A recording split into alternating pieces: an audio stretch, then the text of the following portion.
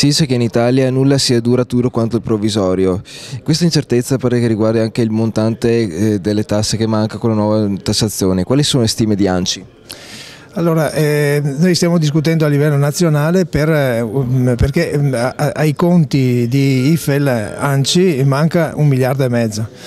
Sono dichiarazioni che ha fatto ieri anche il Presidente nazionale Fassino. Stiamo vedendo gli emendamenti alla legge di stabilità, sono arrivati diciamo ieri nel tardo pomeriggio, li stiamo esaminando per vedere se si è preso atto appunto di questa difficoltà ulteriore difficoltà per i bilanci dei comuni che non possono sopportare tagli ulteriori. Ripeto, vediamo negli emendamenti se c'è questa possibilità appunto di recuperare questo 1,5 miliardi.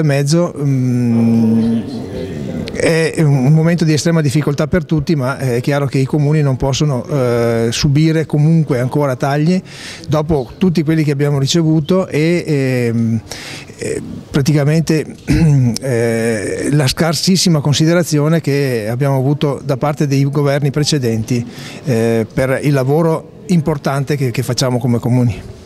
Perfetto, grazie.